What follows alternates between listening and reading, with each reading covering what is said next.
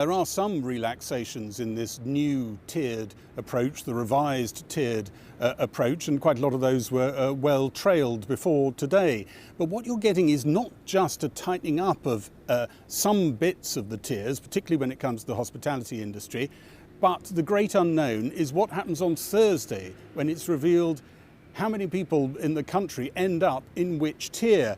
Just while we were listening to that interview, the Prime Minister was being asked about the tier system, and the Chief Medical Officer chipped in. The whole thing about the new revised tier system is that we get the right people in the tiers.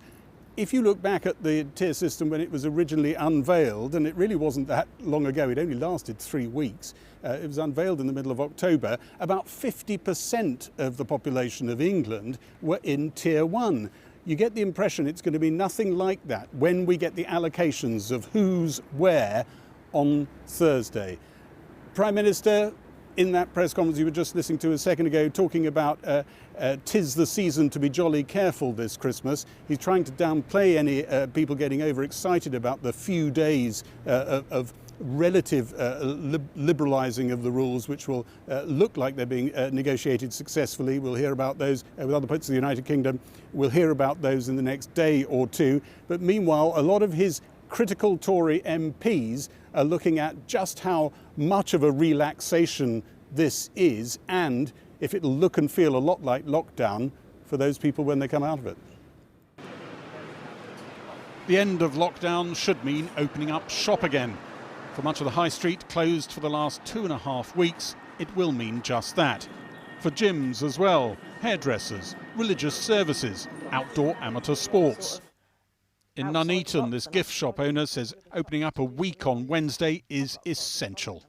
It's absolutely imperative that we get open again. As a gift shop in the run-up to Christmas, we take probably 40% of our takings in the run-up to Christmas. While the previous local tiers did cut the number and cut the hour number, they were not quite enough to reduce it below 1. So the scientific advice, I'm afraid, is that as we come out, our tiers need to be made tougher. There's an instruction to those in the lowest risk, tier 1, to work from home unless they really can't do that, to restrict travel too.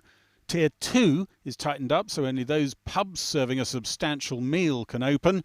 In tier 3, rules are tightened so all pubs and restaurants are closed, open for takeaway only. Though the decorations were going up at this central London restaurant, whether it opens depends on what tier London goes into. And experts say the plan is very much to tip much more of the country into the most restrictive tier 3. For the majority of the country, it might not feel like the end of lockdown because they're going to be in a very tight top tier.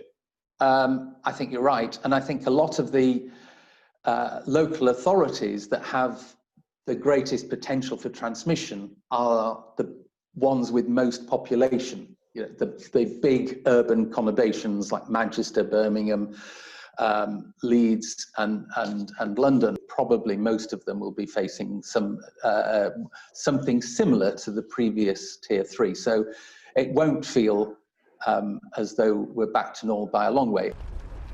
Last time round, tier 3 negotiations with areas like Greater Manchester descended into acrimony. From now on, the government will decide and announce, not negotiate. Tiers will now be a uniform set of rules. We've also, and that's to say we won't have negotiations on additional measures with each region. It's a uniform set of rules. I understand the uniform rules, but simply to impose it runs the risk of not getting buy-in from local leaders and local communities, which is incredibly important to people complying with the rules. A short way into the session, the Prime Minister's sound disappeared. Have you pressed the button, Prime Minister? The Prime Minister promised an announcement soon on how there would be a few days of relaxed rules over Christmas. But in Westminster, when the connection to Downing Street was restored, and in Edinburgh, the message was, don't use these freedoms if you can resist it.